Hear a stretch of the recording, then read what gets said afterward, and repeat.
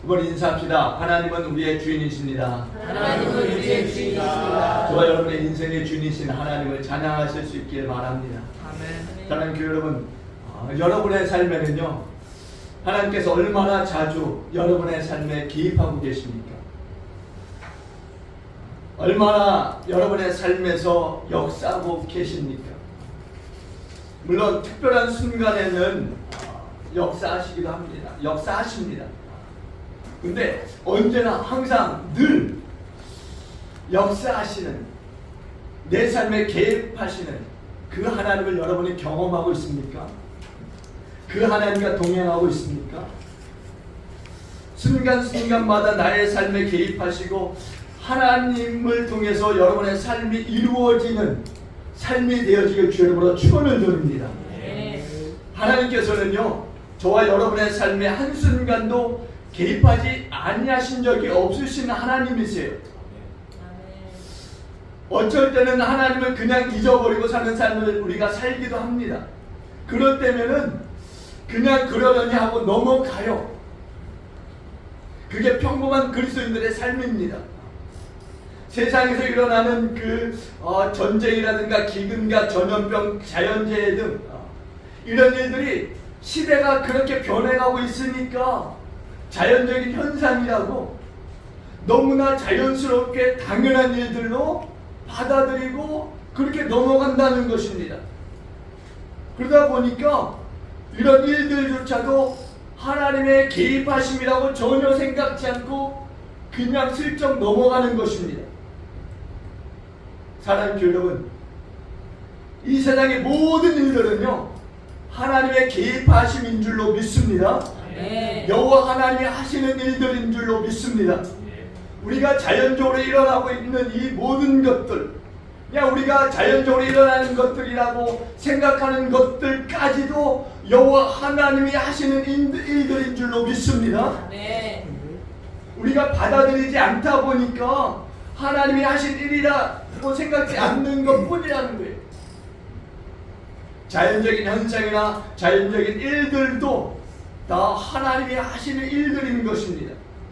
근데 우리가 너무나 둔감해. 이런 일들에 대해서 너무나 정말 둔감합니다. 여호와 하나님이 하신 일들이라고 전혀 생각지 않아요. 그냥 자연적으로 일어난 일들이 일어났다라고 할 정도로만 받아들이는, 그 정도로 우리가 둔감해 있다는 거죠. 그러다 보니까 여호와 하나님이 하신 일들이라고 전혀 믿지 않습니다. 사랑하는 교회 여러분, 이런 둔감함이 말씀으로 깨질 수 있길 주 이름으로 축원드립니다. 하나님은요, 온 우주 만물을 주시고 통치하시고 다스리시는 하나님이신 줄로 믿습니다. 뿐만이 아니라 세상 모든 나라들의 역사를 주관하시는 하나님이신 것을 믿으시기 바랍니다. 이 땅의 모든 자연적인 그 현상마저도 하나님의 손길이 닿지 아니하는 것이 없이 다 다스리시는 하나님이신 것을 믿습니다. 이스라엘의 역사뿐만이 아니라 대한민국도, 미국도, 중국도, 러시아도 세계 모든 나라들을 통치하시고 다스리시고 주관하시는 분이 우리 하나님이신 줄로 믿습니다. 그래서 오늘 본문을 보니까 우리 하나님이 그렇게 다스리시고 주관하신 역사를 우리가 볼 수 있는 거예요. 오늘 본문은 유다왕 여호와김이 다스리던 때에 일어난 일입니다. 오늘 본문 1절을 다 같이 봅니다. 1절 다 같이 한번 봅니다. 시작. 유다왕 여호와김이 다스린 지 3년이 되는 해 바벨론 왕 느부갓네살이 예루살렘으로 성을 에워싸더니. 아멘. 유다왕 여호와김이 다스린 지 3년이 되는 해라고 말씀해요. 유다왕 여호와김은요, 요시아의 아들로서 자신의 동생이었던 여호아하스에 이어서 애굽왕 바로 느고에 의해서 25살에 이제 유다의 18대 왕으로 등극한 사람입니다. 여호와김이 이제 왕으로서 통치한 11년의 이 기간은요, 바벨론이 강대국으로서 아주 급부상하고 있을 그 시기에 이제 왕이 되는 거예요. 그리고 이제 바벨론에 맞서 싸우던 아수르가 쇠퇴하고 있던 그때 이제 여호와김이 왕이 되어 다스리고 있던 때입니다. 그러니까 국제 정세가 굉장히 바쁘게 움직이는 그러한 때에 여호와김이 왕이 되어지는 것입니다. 이렇게 어려운 시기에 남유다에는요 탁월한 리더십을 가지고 있었던 왕이 필요했던 시기였지만은 여호와김은 그런 인물이 아니었어요. 여호와김은요 여호아하스의 형임에도 불구하고 동생의 뒤를 이어서 왕으로 등극했다라고 하는 것은요 그만큼 유다의 이 여호와김은요 영향력이 없었다라는 거예요. 그러니까 백성들로부터의 지지가 별로 그렇게 있지 않았다라고 하는 것입니다. 이제 그럼에도 여호와김은요 여호아하스의 뒤를 이어서 왕이 되어졌어요. 그리고 이제 여호아하스는요 집권한 지 3개월 만에 애굽왕 바로 느고의 침략으로 인해서 포로로 끌려가 죽임을 당하고 이제 그 형인 여호와김이 이제 왕의 자리를 이어서 하게 됩니다. 바로 이때가 애굽과 아수르의 연합 군대와 바벨론의 이 군대가 맞서 싸우는 그런 상황이었어요. 메소포타미아 지역을 놓고서 패권 다툼이 일어났던 그런 시기였습니다. 그런데 이 전쟁에 이제 애굽과 아수르의 연합군이 패하게 됩니다. 그런데 이제 이 전쟁에서 아수르는 완전히 패망을 하게 돼요. 그리고 바벨론과 애굽이 다시 한번 아수르의 영토를 놓고 이제 전쟁을 벌이게 되는데 이것이 제1차 갈그미스 전쟁입니다. 이때 여호와김이 아버지 부왕인 요시아가 갈그미스로 이제 진격 중에 애굽왕 바로 느고와의 전투 중에 무기또라고 하는 지역에서 이제 요시아 왕이 사망을 하게 됩니다. 그리고 요시아 왕의 뒤를 이어서 여호아하스가 왕에 오르게 됐던 거예요.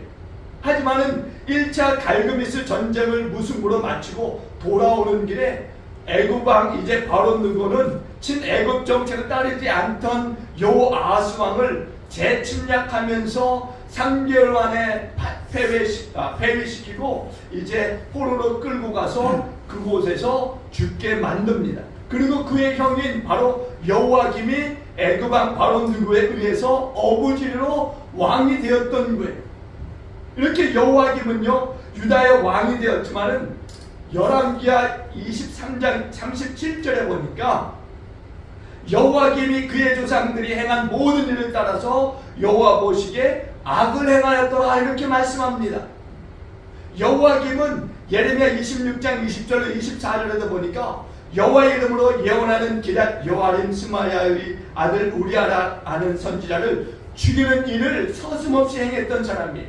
또 예레미야 36장 21절로 23절에 보니까 여호와의 말씀인 두루마리를 면도칼로 찢으면서 허러불에 던져 태우는 악행을 일삼았던 왕이었던 거예요. 그리고 여호와김이 즉위한 지 3년에 제1차 바벨론의 예루살렘 침공 사건이 일어나게 됩니다. 1절 중반절부터 시작되는 건데요. 바벨론 왕 느부갓네살이 예루살렘에 이르러 성을 애웠었다니라고 하는 이 말씀은요 바로 바벨론이 예루살렘을 침공한 제1차 전쟁인 거예요. 이제 바벨론의 느부갓네살과 애굽의 바로 느고의 이 제2차 갈그미스가 시작이 됩니다. 그러니까 예루살렘의 1차 침공은 갈그미스의 2차 전쟁 이후에 일어났던 일들인 거예요. 이 전쟁에서 제2차 갈그미스 전투에서요 바벨론의 이 느부갓네살 왕이 승리하게 되고 애굽의 왕 바로 느고는 패하게 됩니다. 그리고 바벨론의 느부갓네살 왕이 예루살렘을 1차적으로 침공을 하게 돼요.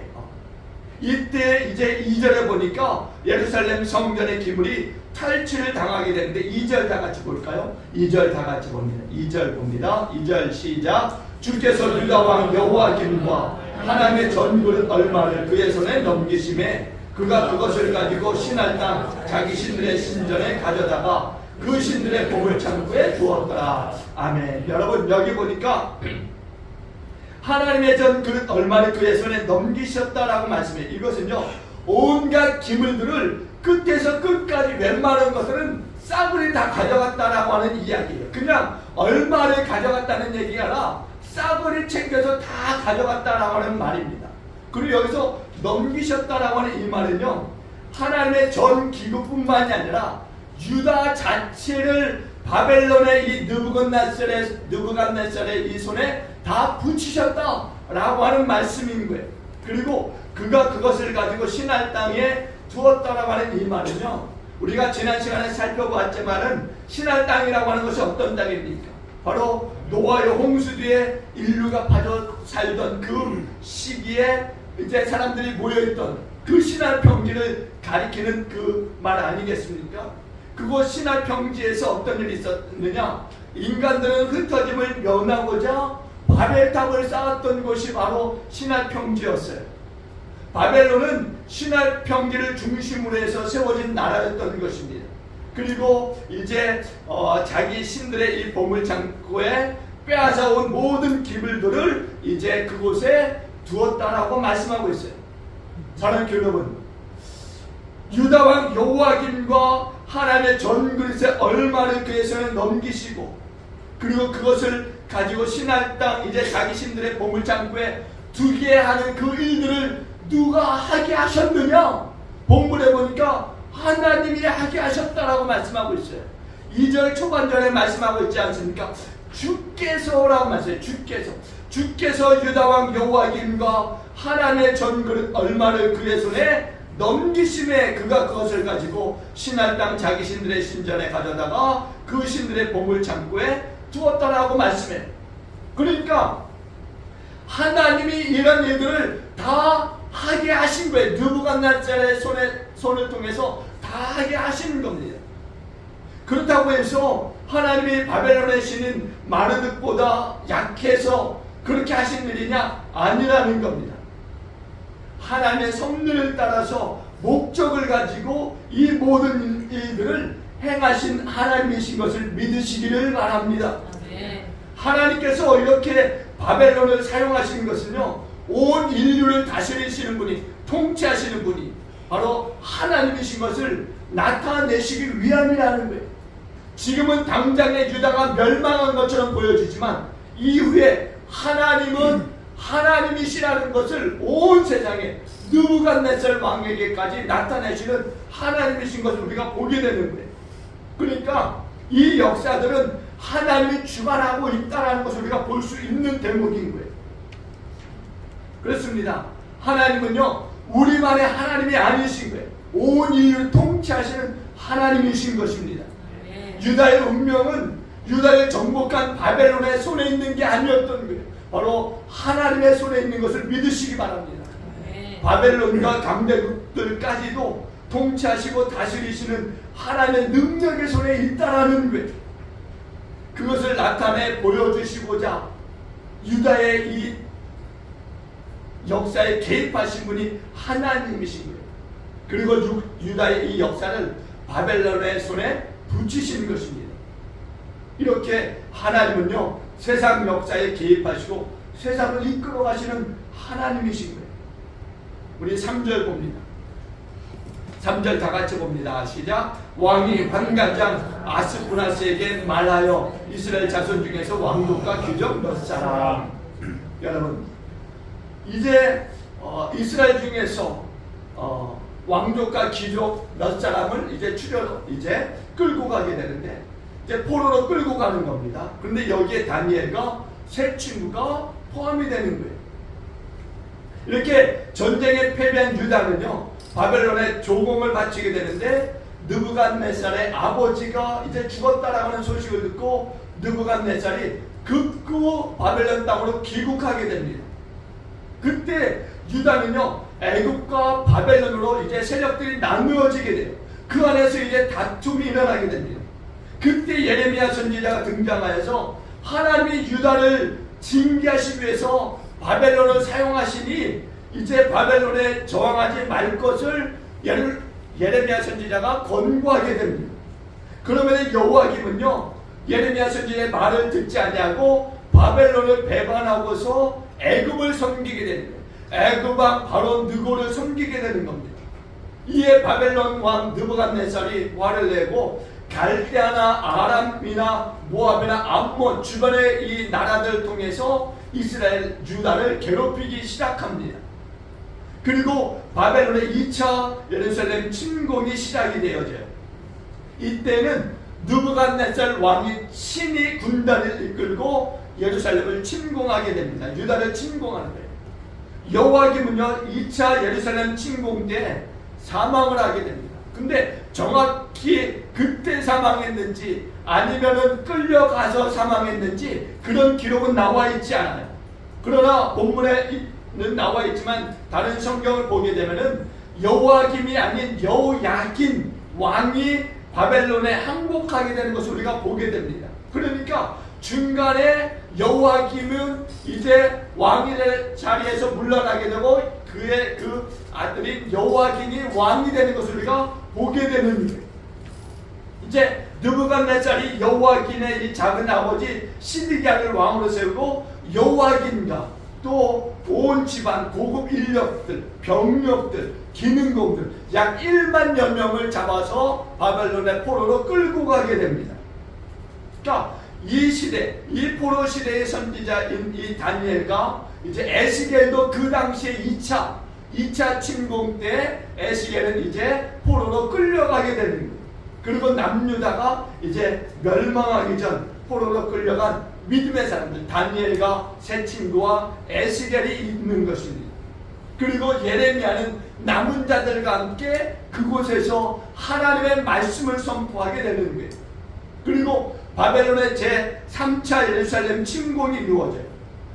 그 당시에 이제 시드기야는요 예레미야 선지자의 경고에도 불구하고 바벨론을 또다시 배반하고 애굽 왕 바로 느고의 이 정책에 동조하게 됩니다. 그래서 느부갓네살은요 예루살렘을 침공하여서 BC 588년에서 586년에 남유다를 완전히 멸망시켜버려요. 잿더미로 만들어버립니다. 돌 위에 돌 하나도 남기지 않을 정도로 완전히 멸망시켜버립니다. 그리고 시드기야 왕이 이제 보는 앞에서 그 아들들은 처형을 시켜버리고 시드기야 왕은 두 눈을 빼어버려서 이제 쇠사슬에 묶여서 바벨론에 이제 끌려가고 옥에서 그 인생을 마치게 됩니다. 이래서 남유다는 완전히 멸망하게 되는 거예요. 이 말씀이 예레미야 52장 1절로 11절에 기록이 되어져 있습니다. 사랑하는 교회 여러분, 하나님께 불순종하던 이 남유다는요 이렇게 멸망하게 되었어요. 남유다는요 북왕국 이스라엘이 멸망하는 것을 보았을 때 그 이제 이스라엘의 멸망을 교훈 삼아야 됐는데 그것을 전혀 깨닫지 못하고 그냥 넘어갔다라는 거예요. 우리 하나님의 선제를 핍박하고 죽이고 하나님의 말씀을 불태우고 계속해서 하나님의 말씀을 거역하고 우상을 숭배하고 하나님의 말씀에 불순종함으로써 멸망에 이르게 되는 것입니다. 하나님의 백성 이스라엘이 이런 실수를 하게 되는 것을 보면은 굉장히 안타까워요. 어떻게 하나님의 백성이 이렇게 어리석은 삶을 살아갈 수 있을까? 그동안 하나님이 베푸신 그 은혜들이 얼마나 많은데 어떻게 그것을 아는 자들이 이렇게 허망하게 망해버릴 수 있을까? 우리도요 가까운 사람들의 그 실패를 보면서 깨달아야 되는데 깨달음이 없이 그냥 넘어가는 경우들이 너무나 많이 있다라는 거예요. 누군가의 실패를 보면서 내 삶에 적극적으로 그 실패를 적용하는 삶을 살아가야 되는데 우리는 전혀 그렇지 않게 넘어간다라는 겁니다. 이게 너무나 안타까운 일이 아닐 수 없는 거예요. 꼭 찔려봐야 아픈 것이 아닌 거예요. 누군가의 아픔을 통해서 우리가 아픔을 느낄 수 있어야 되는 거예요. 그래야 내 삶이 변화를 받을 수 있는 겁니다. 근데 남유다는 그렇게 하지 않았어요. 남유다뿐이겠습니까? 저와 여러분들도 마찬가지인 거예요. 누군가의 신앙의 실패를 보면서 나는 그 실패를 적용 삼아서 내 삶에 그런 실패가 반복되지 않도록 해야 됨에도 불구하고 우린 그렇게 적용하지 않는다는 거예요.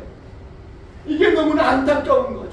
오늘의 말씀도 마찬가지인 겁니다. 이 말씀을 통해서 내 삶에 적용되어지고 내 삶에는 다시 한번 이런 일들이 일어나지 않도록 해야 되는 게 우리 그리스도인인 거예요.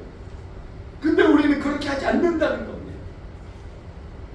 이게 안타까운 일이에요. 유다의 멸망은요 3차에 걸쳐서 이루어졌던 일들이 1차도 아닌 3차에 걸쳐서 이루어졌던 일들입니다. 그러면은 1차, 2차 때는 그렇다 치고 3차 때는 뒤돌아 돌이켜야 되는 것 아니겠습니까? 근데 그렇게 하지 않았다는 거예요. 여호와김이 하나님을 의지 않고 애굽왕 바로 누구에 의지했던 것처럼 우리도 사람을 의지한다면은 우리도 여지없이 무너지고 말 것입니다. 우리는 돌아와야 될 줄로 믿습니다. 내 삶이 어떠한지를 말씀을 통해서 누군가의 신앙의 실패를 통해서 돌아보는 일들을 해야 될 줄로 믿습니다. 결국 느부갓네살은요 하나님이 쓰시는 심판의 도구였던 거예요. 그래서 3절에 보니까 이스라엘 자손 중에서 왕족과 귀족 몇 사람을 끌고 갔다라고 말씀해요. 여러분 이스라엘 자손 중에서 왕족과 귀족 몇 사람이라고 하는 것은 여기 왕의 씨를 이야기합니다. 왕의 씨. 그러니까 다니엘과 세 친구는요 왕족, 귀족 가운데 자녀들이었던 것을 우리가 볼 수 있어요. 선발 대상이 왕족을 이야기하고 있는데 특별히 왕족 중에서도 젊은이들 가운데서 이루어졌다라는 것을 우리가 알 수 있어요. 젊은이들. 느부갓네살은요 왕족과 귀족을 끌고 가는 이유 중에 하나가 자신의 승리를 과시하기 위함이기도 하지만은 지배 집단을 포로로 붙잡아서 본토에 남아있는 유다인들이 이제 바벨론에 충성하게 하기 위함이라는 거예요. 그러니까 포로들의 교화를 통해서 유다의 신앙과 문화를 바벨론화시키려고 했던 것입니다. 그래서 왕족과 귀족 중에 몇 사람을 끌고 갔던 거예요. 그리고 뒤이어 4절에서 이렇게 말씀합니다. 4절 다 같이 볼게요. 4절 다 같이 봅니다. 시작. 곧 의미 없고 용모가 아름다우며 모든 지혜를 통찰하며 지식에 통달하며 학문에 익숙하여 왕궁에 설만한 수련을 데려오게 하였고 그들에게 갈대아 사람의 학문과 언어를 가르치게 하였고. 아멘. 여러분 흠이 없다. 그런 소년들을 데려오게 하였다라고 말씀해요. 흠이라고 하는 것은요 직설적으로 이야기하면 육체적, 도덕적 결핍 상태를 이야기합니다. 그런데 흠이 없고라고 하는 이야기는 뭐냐? 육체적, 정신적으로 온전한 사람을 가리키고 있는 거예요. 그러니까 완벽한 거죠. 완벽한 육체적, 정신적으로 완벽한 것. 아름다우며라고 하는 이 말은 보기에 좋은. 그러니까 외적 용모까지도 신경 써서 뽑았다라는 이야기. 외적 용모까지도 신경 써서 뽑았다라고 하는 이야기. 또한 보니까 모든 재주를 모든 지혜를 통찰하며 그러니까 모든 지혜 안에서 사려 깊게 행동하는 사람. 이런 사람. 그러니까 포괄적인 다방면에 이해력이 높은 사람. 이런 사람을 뽑아가는 거죠. 지식에 통달하며 그러니까 지식을 아는 사람. 또 이해 능력이 풍부한 사람. 이런 사람. 실제적인 지식을 가지고 있는 사람들을 뽑아갔다라는 이야기예요. 학문에 익숙하여 지식을 분별할 수 있는 학문이 있는 사람들. 그러니까 뭔가 생활의 유용성이라든가 효용성을 분별해서 쓸 수 있는 사람들을 선별해서 끌고 갔다라고 하는 말씀입니다. 그러니까 이런 조건을 구비한 청년들이 얼마나 많이 있겠습니까? 많지 않은 거예요. 그러니까 고르고 골라서 뽑아갔는데 정말 특별한 아주 구별되는 사람들만 뽑아간 거예요. 그 중에 다니엘과 세 친구가 있었던 거죠. 그리고 갈대아 사람의 학문과 방언을 가르치게 하였고라고 말씀해요. 바벨론이 유능한 이 유다 청년들을 왕궁으로 데려왔던 이유는 다른 게 아닙니다. 교육과 부양을 위해서 이제 데려왔던 거예요. 그러니까 궁극적으로 바벨론화시키기 위해서 이제 끌고 와서 바벨론화 교육에 이제 끌어들인 거예요. 그리고 갈대아 사람이라고 하는 이 말은요, 이제 본래는요 바벨론을 정복해서 갈대아 왕조를 세운 바벨론 남서쪽에 위치했던 바벨론의 지배계층들이 있었죠. 지배계층들이.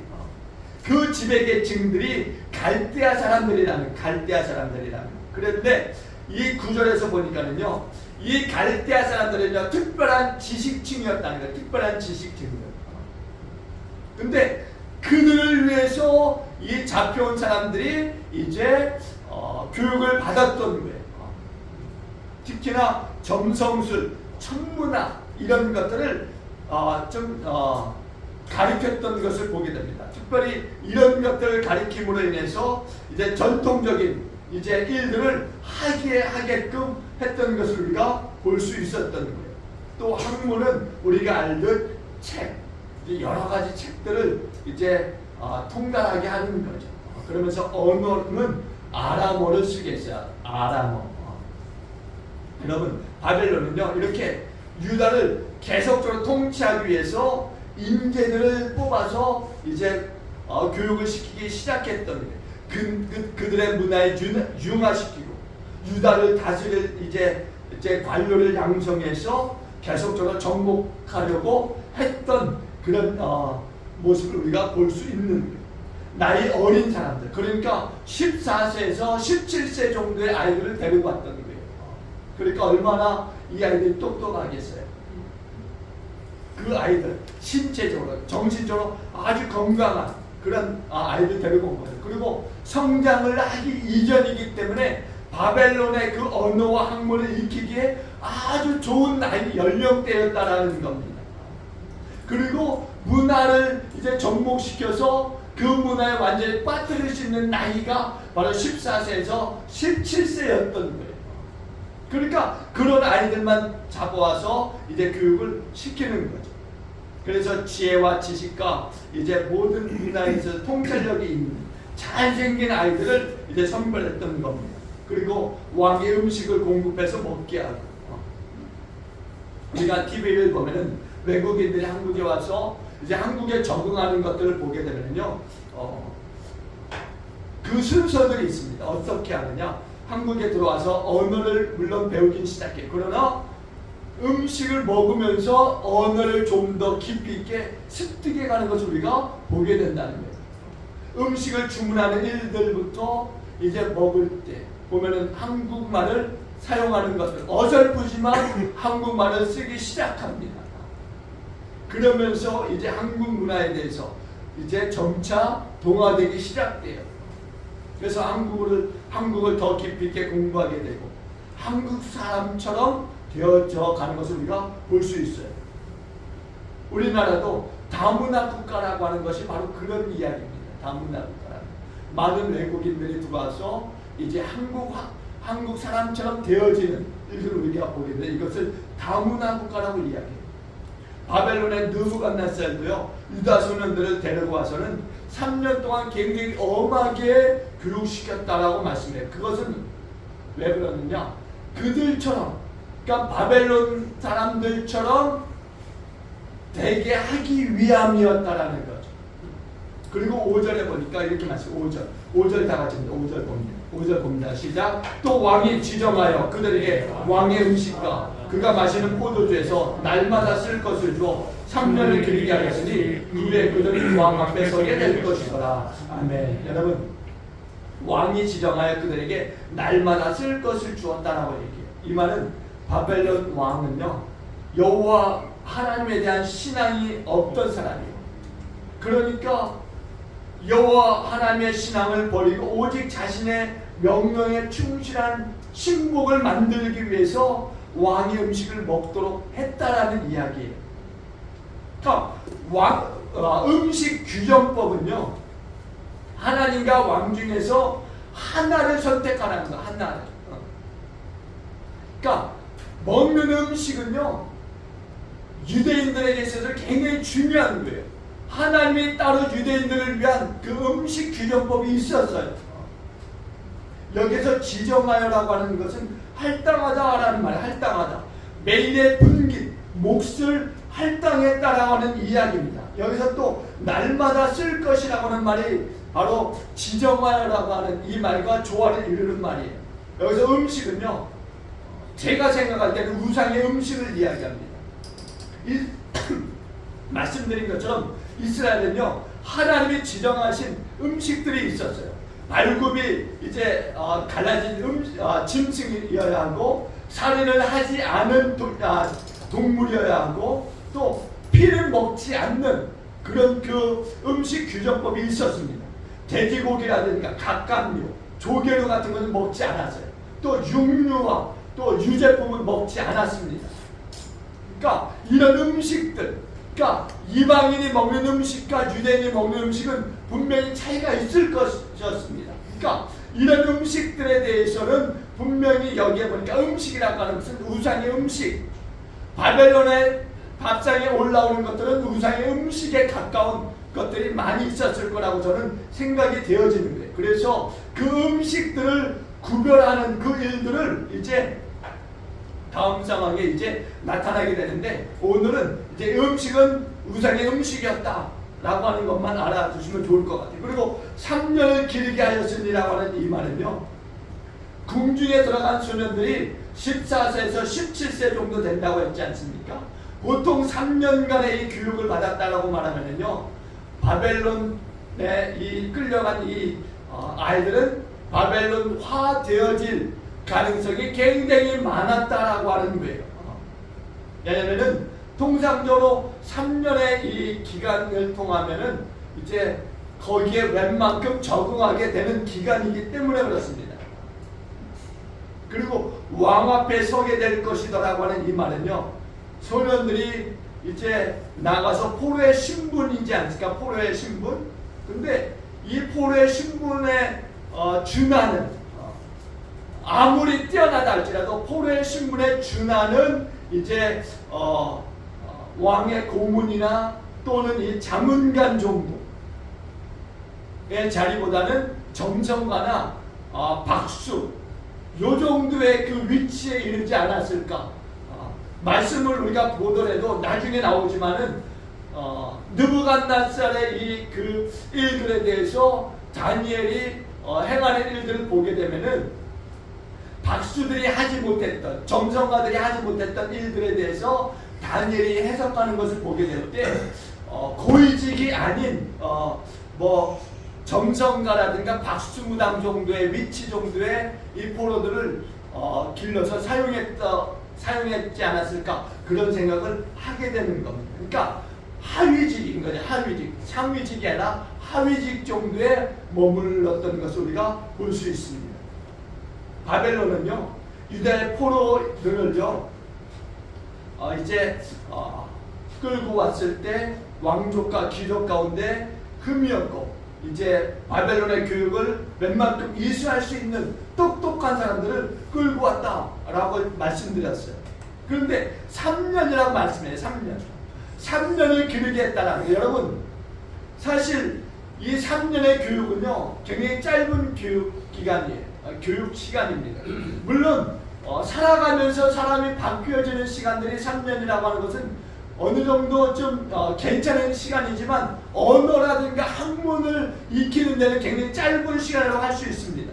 이스라엘에 쓰는 언어와는 바벨론에 쓰는 언어는 완전히 차이가 있는 언어였어요. 이스라엘은 히브리어를 쓰지만 바벨론은 아카드어를 씁니다. 아카드어. 그러니까 이스라엘 사람으로서 바벨론의 말인 이 아카드어를 쓴다고 하는 것은요, 쉽지 않은 거예요. 또 쓰고 있는 사람들이 있지도 않고요. 그러니까 다른 나라의 말을 배운다고 하는 것은요, 최소 3년 이상은 걸려야 되는 거예요.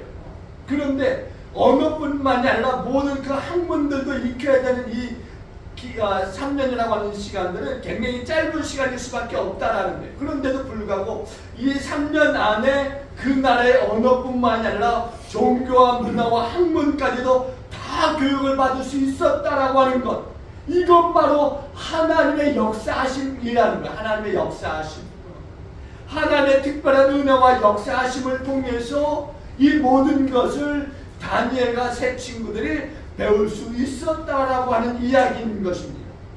자신들의 능력으로 감당했던 것이 아니라는 이야기예요. 자신들의 능력으로는 불가능했던 것들입니다. 그런데 하나님이 일들을 이 다니엘과 세 친구가 하게 하신 거예요. 여러분, 어찌 보면은요, 느부갓네살은요 이들에게 특별한 기대를 하지 않았을 수도 있습니다. 그냥 바벨론의 왕족과 기력들을 잘해줌으로써 바벨론화시키려고, 그리고 유다를 끊임없이 정복하고 다스리기 위해서 이제 이들을 교육했던 거예요. 그런데 이들의 능력이 자신의 생각보다 더 뛰어났던 거죠. 더 뛰어났던 거예요. 여러분, 사실 잘해주는 일들, 이거는요 우리의 신앙에 있어서 굉장히 걸림돌이 되어질 수도 있습니다. 사단이 우리들에게 잘해준다라고 한번 생각해 보세요. 사단이 우리들에게 너무나 잘해줘요. 그러면 이건요 엄청나게 큰 유혹일 수밖에 없는 겁니다. 세상이 우리를 외면하고 박해할 때보다도 우리를 잘해준다? 이건 우리의 신앙에 있어서 굉장히 큰 유혹일 수밖에 없는 거예요. 왜냐하면 하나님을 믿고 세상으로 흘러갈 수 있기 때문에 그렇습니다. 세상이 우리에게 주는 핍박이 전혀 없이 너무나 잘해준다라고 했을 때 어떤 일들이 일어날까? 세상이 좋아지면 좋아졌지 나쁘게 생각하진 않을 거라는 거죠. 그러니까 영적으로 우리의 정체성이 흔들릴 수 있다는 거예요. 내가 하나님의 자녀라고 하는 이 일이 흔들릴 수 있게 된다는 거죠. 그래서 하나님의 자녀로서의 그 거룩함을 상실한 그리스도인들이 될 수 있다는 겁니다. 그렇기 때문에 세상이 너무 잘해지는 것에 대해서 우리가 유혹돼서는 안 되는 거예요. 늘상 우리의 정체성을 가지고 우리는 살아가야 될 줄로 믿습니다. 그 정체성이 흔들려서는 안 되는 거예요. 그러니까 세상과는 어느 정도 거리를 두고 우리가 살아가야 된다는 이야기인 거예요. 사랑하는 여러분, 우리는 그리스도인으로서 세상과 구별된 하나님의 사람인 줄로 믿습니다. 하나님의 사람으로 살아가야 될 줄로 믿습니다. 하나님을 부정하는 세상은요 하나님을 떠날 것을, 그리고 하나님의 말씀을 듣지 않을 것을 강요하지만은 여전히 우리는 하나님의 다스림을 받아 살아갈 수 있는 하나님의 사람들인 줄로 믿습니다. 아멘. 그러니까 포로로 끌려간 사람들을 기준 세워 뽑아간 것처럼 하나님은요 우리를 세상의 기준이 아닌 하나님의 기준으로서 뽑아서 이 자리에 세운 줄로 믿습니다. 그러니까 여러분들이 하나님의 기준에 맞는 사람들인 거예요. 앞으로도 살아갈 때 하나님의 기준에 맞는 정체성을 가지고 살아가실 수 있길 주님으로 축원을 드립니다. 6절과 7절입니다. 6절과 7절 함께 해본다. 시작. 그들 가운데는 유다 자손 곧 다니엘과 하나냐와 미사엘과 아사라가 있었더니 환관장이 그들의 이름을 고쳐 다니엘은 벨드사살이라 하고 하나냐는 사드락이라 하고 미사엘은 메삭이라 하고 아사라는 아벤누라 하였더라. 아멘. 여러분, 계명이라고 하는 것은요 일반적으로 정복자들이 피정복민들을 향해서 하는 것들이에요. 그러니까 문화와 민족성을 말살하기 위해서 그 이름을 바꾸어버리는 일들을 하게 하는 겁니다. 동화정책이라고 하죠. 동화정책. 우리가 일제시대 때 이름을 개명했던 것처럼 그런 동화정책들을 모든 그 정복의 역사 속에서 이루어졌던 거예요. 특히 본문에 나타난 이 4명의 유다 소년의 이 바벨론식 계명이라고 하는 것은요 그 이름의 이 변화된 의미에서 궁극적으로 보게 되면요 하나님을 잊어버리게 하는 그런 계명이었다라고 하는 겁니다.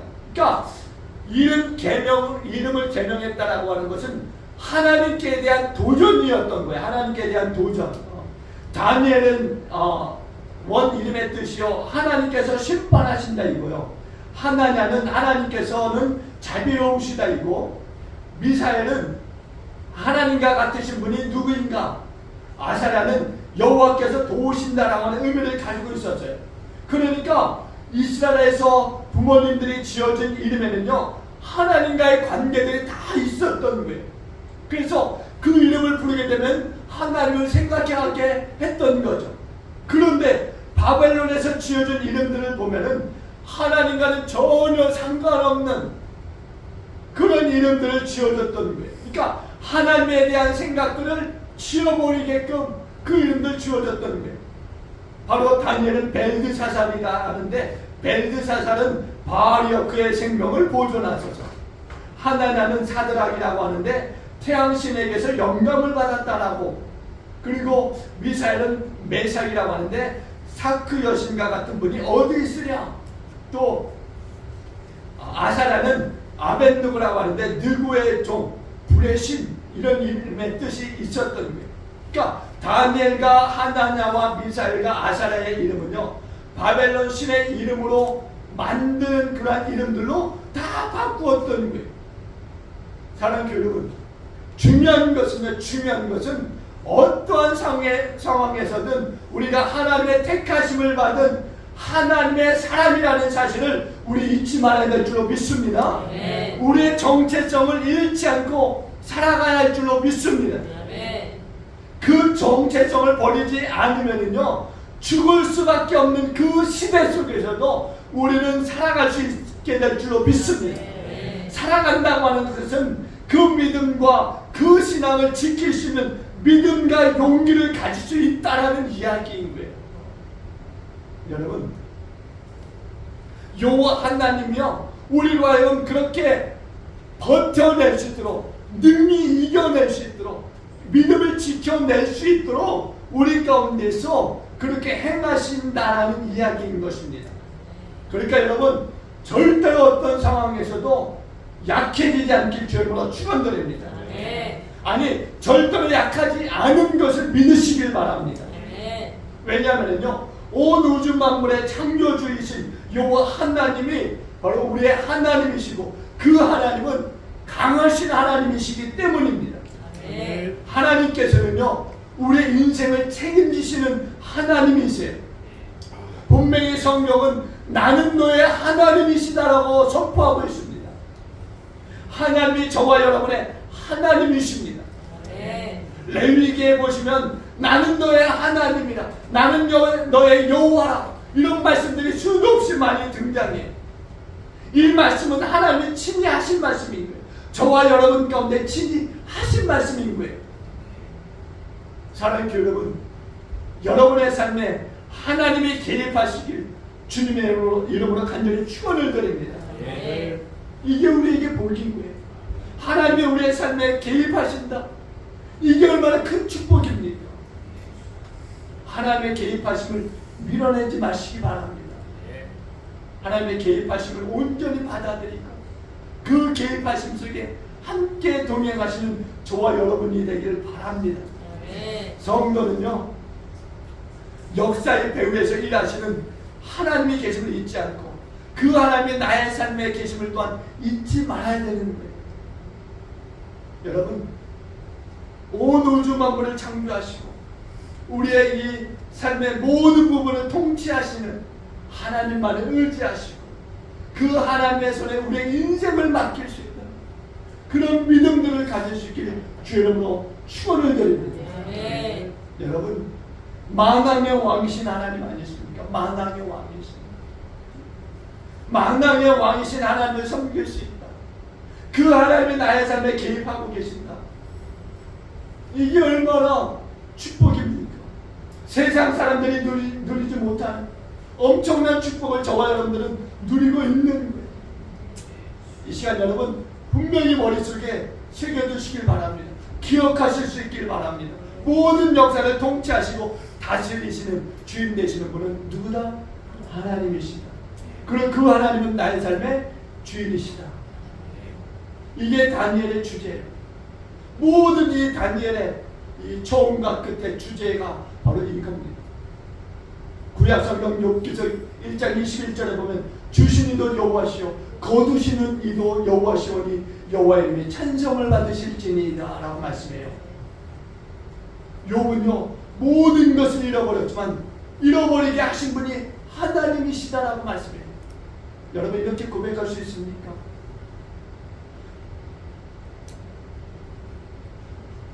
욥이 왜 이렇게 고백하느냐? 그것을 주신 분도 하나님이시기 때문에, 그리고 그것을 가져가시는 분도 하나님이시라는 거예요. 비록 바벨론의 손에 유다는 멸망을 당했지만 아주 멸망당한 것이 아닌 것은 세상을 통치하시는 분이 바로 하나님이시기 때문인 것입니다. 바벨론뿐만이 아니라 모든 강대국까지도 통치하시는 전능하신 하나님이신 것을 우리는 잊지 말아야 돼요. 우리의 인생이 세상에 달려있지 않습니다. 아멘. 네. 우리의 인생이 사람에게도 달려있지 않습니다. 우리의 인생이 나에게도 달려있지 않습니다. 네. 오직 우리의 인생은 누구에게 있다? 우리의 주인이신 하나님께 있다. 이것을 잊지 마시고 마음에 새기고 또 여러분의 미간에 새기시고 살아가시는 저와 여러분들 되게 주여로 축원드립니다. 기도합니다. 네. 하나님 감사합니다. 하나님 다시 한번 다니엘서의 말씀을 통해서 우리가 어떠한 존재들인가를 깨닫게 하시는 것을 감사합니다. 아니 하나님이 어떠한 분인가를 깨닫게 하시는 것을 감사합니다. 오직 우리 안에 영원토록 살아계신 하나님만이 나의 주님인 것을 믿고 하나님께 나의 인생을 맡길 수 있는 삶을 살아가는 우리 모두가 되게 하여 주옵소서. 그렇게 하실 것을 믿습고 예수님께 하신 이름으로 함께 기도합나이다. 네.